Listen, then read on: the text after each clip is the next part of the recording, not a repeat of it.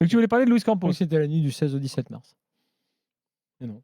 Non, bah non. Non, pas du tout. Oui.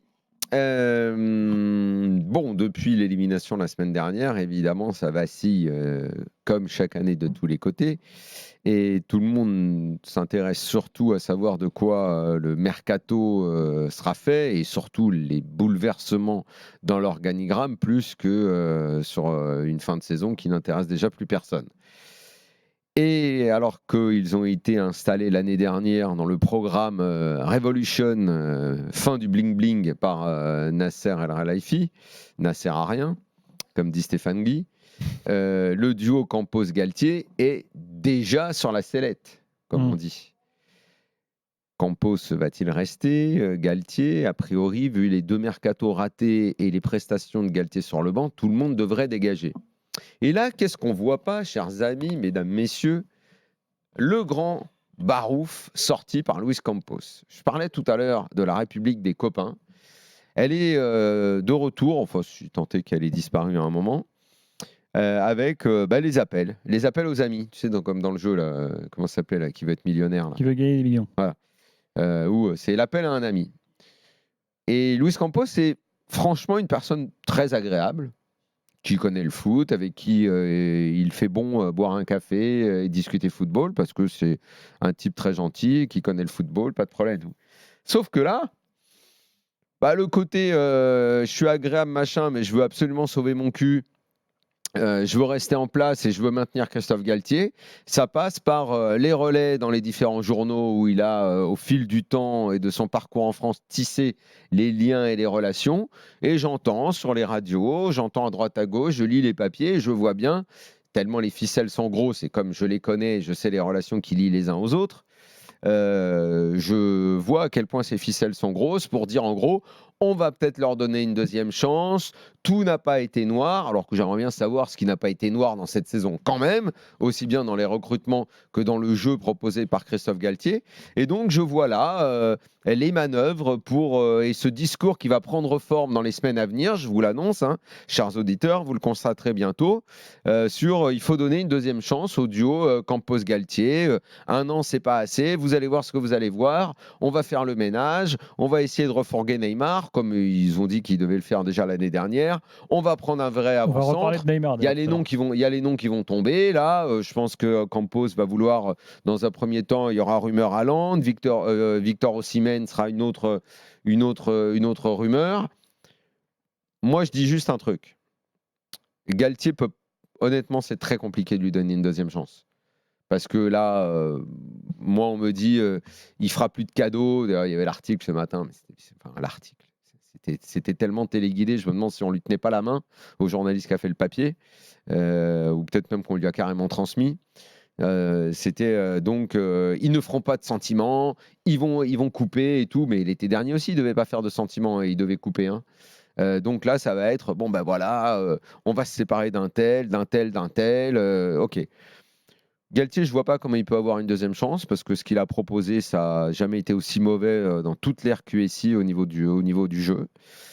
Campos, s'il veut rester, il ne peut pas rester en conseiller extérieur. C'est pas possible. Soit il s'implique et il devient salarié du club, mais conseiller extérieur, je suis désolé, ça n'est pas clair. Tu parlais tout à l'heure, tu as utilisé la vieille formule de Titi Nobri, quand c'est flou, c'est qu'il y a un loup. Je suis désolé, si tu es conseiller extérieur et que tu es en même temps conseiller d'un autre club, moi je ne sais pas si quand tu prends des joueurs, c'est pour ton intérêt perso ou si c'est pour l'intérêt du club. Et moi, tout ce que j'entends, parce que nous, on parle aux gens du métier, tous les agents et tout, tous ceux qui parlent de Campos et qui font des commentaires, à un moment, je vais peut-être prendre mon oreille et je vais l'attendre un petit peu plus près de tous ceux qui me disent des trucs. Je vais peut-être commencer à me dire, peut-être que tout ce que j'entends depuis des années, c'est peut-être un peu vrai. Alors que je n'avais pas forcément envie là. Donc, soit tu prends un poste au club, tu deviens le vrai directeur sportif, tu es salarié du club, et tu n'as plus tes billes à droite à gauche, soit si c'est pour continuer comme tu as fait là, tu n'as pas à rester au club. Tu prends Galtier, il prend sa doudoune, et hop, on lui laisse en cadeau, et hop, vous partez tous les deux, et on fait une énième révolution au Paris Saint-Germain, mais au moins avec des gens qui vont réellement bosser pour le club. Comme ça, comme c'était là cette année, c'est pas possible. C'est pas possible que ça continue comme ça. Et le côté, on passe des coups de fil aux copains pour avoir les bons articles et les bons commentaires dans les émissions. Ça commence déjà à me casser les bonbons parce que j'ai déjà compris comment ça allait fonctionner et je le vois et je l'entends déjà. Voilà. Flo, tu as cette même impression ? Ouais, alors moi je suis encore plus radical, c'est que je suis un peu désolé de voir que à peine l'élimination digérée, ou je ne sais pas si elle est digérable, enfin je parle plus que de l'élimination d'ailleurs de la saison, on est déjà quelque part à essayer de redonner une possibilité à Campos de se refaire, avec peut-être même le même coach, qui me paraît quand même effectivement très compliqué, alors que ce qui me paraît le plus important, ce qui me paraîtrait le plus important, donc là je remonte plus haut que Campos, plus haut que Nasser, au Qatar et à l'Émir, je ne comprends pas comment on peut continuer dans ce club avec, on va dire, cette stratégie. Donc la stratégie qui est décidée au plus haut niveau, et donc qui est impulsée par Nasser El Khelaifi. Je ne comprends pas comment, avant de reparler de Galtier, avant de parler de Campos comme le fait Daniel, je ne comprends pas pourquoi on n'évoque pas ce sujet radical qui est le président et la politique de l'Émir. Le problème, c'est qu'on est tous d'accord, mais ça sert à rien. Ah oui, mais moi je pense à l'inverse. Oui, mais ça sert à rien, Oui, il ne bougera pas. Alors donc je te dis autre chose, je te dis que tout ce que tu dis, salarié ou pas, Galtier ou pas, ce sera la même limonade et les mêmes et toujours la même rengaine.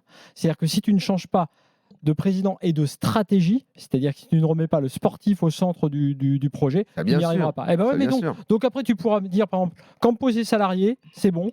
On a dégagé Galtier, on a pris un tel, ok. Et votre stratégie, c'est quoi ? Ah bah finalement, on va garder Neymar et Messi parce qu'on n'arrive pas à s'en séparer. Ah bah non, ok, ça, terminé. oui, Donc si tu veux, moi aujourd'hui, j'ai même plus envie de parler de Galtier et de Campos. J'ai envie de savoir, est-ce que vraiment au Qatar, au plus haut niveau, à qui tout ce qu'on dit depuis des mois et des mois a été expliqué, évidemment. Donc soit ils disent, non mais nous on s'en fout, parce que c'est notre stratégie. La marque PSG n'a jamais été aussi forte. Et sur un malentendu, un jour ou l'autre, on va bien gagner la Ligue des Champions. Peut-être que c'est ça leur stratégie. Je ne pense pas, quand même. Bien, soit ils décident de changer de stratégie, de dire oui, effectivement, comme on nous l'a expliqué, il faut remettre le sportif au centre, tout en essayant évidemment de gagner de l'argent. Il est au centre, c'est juste qu'ils prennent de mauvaises décisions. Ah oui, mais Neymar qui est en contrat jusqu'en 2027, c'est une catastrophe. C'est une catastrophe. C'est en ce sens que je dis, soit tu prends quelqu'un qui te met le sportif au centre et qui te dit, avec notamment un manager qui te dit par exemple, non mais dans ce cas-là, moi, est-ce que je peux mettre Neymar sur le banc ? Est-ce qu'on peut faire ça ? Est-ce qu'on peut arrêter Messi ? Est-ce qu'on peut décider de faire confiance à tel et tel jeune qui incarne le club ? Il faut une politique sportive, une stratégie sportive en premier. Tant que cette stratégie n'existera pas et que Nasser El Khelaifi sera le président, tu pourras faire ce que tu veux avec le coach et avec le directeur sportif qui n'en est effectivement pas un aujourd'hui, ça ne changera rien. Neymar, et je l'avais dit aussi avec sa blessure, ce sera d'autant plus dur de le faire partir. Il voulait déjà pas partir. Il a un contrat prolongé jusqu'en 2027. Je rappelle cette clause, tu te rappelles, qui prolongeait automatiquement, qui était, je crois, du 1er juillet dernier. Tout ça, tous ces gens qui ont fait ça ne peuvent pas rester en place. Maintenant, s'ils décident de laisser en place et de dire, si Nasser El Khelaifi arrive à convaincre l'émir en lui disant on va changer 2-3 choses, et notamment l'entraîneur, et on va vraiment serrer la vis, si au Qatar ils sont prêts à croire ça, bon bah continuons alors.